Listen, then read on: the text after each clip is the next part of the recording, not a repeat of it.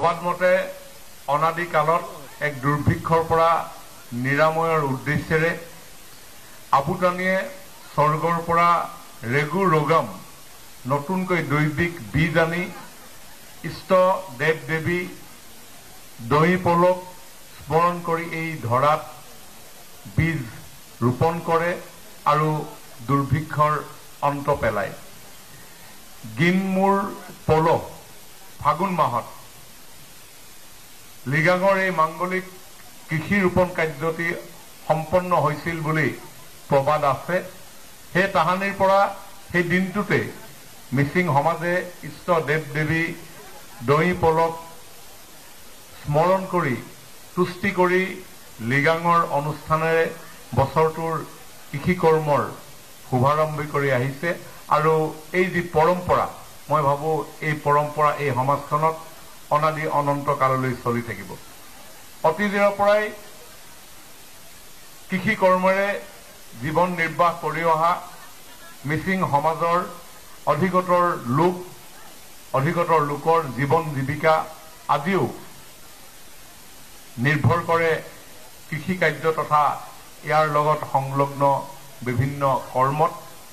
অন্যহাতে কৃষি কৰ্মত উৎপাদনৰ অবিহনে আমাৰ যিকোনো বৃত্তিৰ লোকৰেই যে জীৱন অসাৰ, এই কথাও আমি সকলোৱে জানো। আৰু সেয়ে এই বৰ্ণাঢ্য এই সমাজখনে আজি লিগাঙক কৰ্ম সংস্কৃতিৰ লগত সম্পৃক্ত কৰি আয়োজন কৰা এই কথাই নিশ্চয় অনাগত দিনতো এক গভীৰ উৎসাহৰ কাৰণ হৈ পৰিব। আৰু সেয়ে এই উৎসৱ আমাৰ মিচিং জনগোষ্ঠীৰে নহয়, বৰঞ্চ অসমৰ সমাজ জীৱনৰো আবেগ আৰু গৌৰৱৰ উৎসৱ। ফাগুন মাহটো মিচিং জনগোষ্ঠীয় লোকসকলৰ বাবে এইকাৰণেই তাৎপৰ্যপূৰ্ণ, কাৰণ এই আলি আই লৃগাঙতেই ইতিমধ্যে আমাৰ সন্মানীয় সভাপতিদেৱে আলি আই লৃগাঙৰ তাৎপৰ্য ব্যক্ত কৰিছেই। আলি আই লৃগাঙৰ আলি হৈছে আলু বা মূল, আইৰ অৰ্থ হৈছে গুটি বা ফল, আৰু লৃগাং মানে হৈছে ধান সিঁচিবলৈ আৰম্ভ কৰা। আৰু সেয়ে এই কৰ্ম সংস্কৃতিৰ দিশেৰে আগুৱাই যোৱাৰ এই পৰম্পৰাক আমি অতি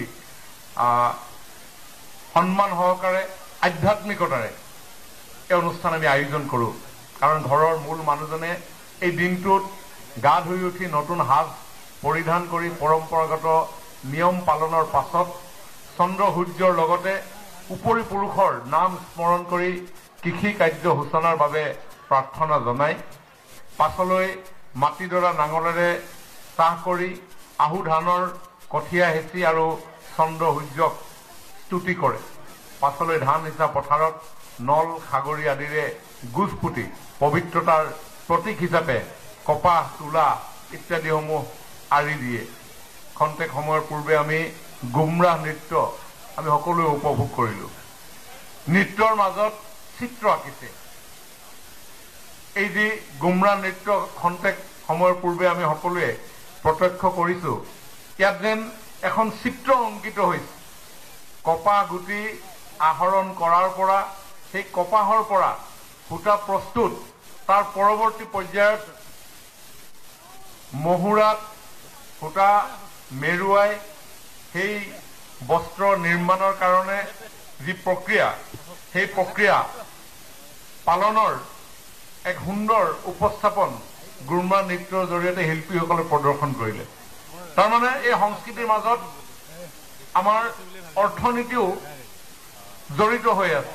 কাৰণ কৃষি অৰ্থনীতি, বস্ত্ৰ অৰ্থনীতি, আমাৰ খাদ্য অৰ্থনীতি।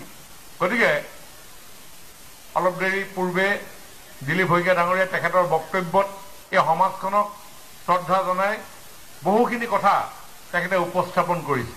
তেখেতৰ লগত সুৰ মিলাই ময়ো ক'ব বিচাৰোঁ যে সঁচাই যিকোনো ফালেই যদি আমি চাওঁ, সকলো ফালৰ পৰাই এই সংস্কৃতি এই জনগোষ্ঠীটোৰ লোকসকল ইমানেই সমৃদ্ধ, ইয়াৰ পৰা বহু কথা জানিবৰ কাৰণে, বুজিবৰ কাৰণে বাকী সমাজৰ লোকসকলেও আগ্ৰহ কৰা উচিত সূক্ষ্মভাৱে পৰ্যবেক্ষণ কৰিলে এই সমাজখনৰ পৰা বহু কথা জানিব পৰা অৱকাশ আছে মোৰো তেনেকুৱা জীৱনৰ দুই এটা সৰু সুৰা অভিজ্ঞতা আছে সময় যদিও বিশেষ নাই তথাপিও মই কেতিয়াও যেতিয়াই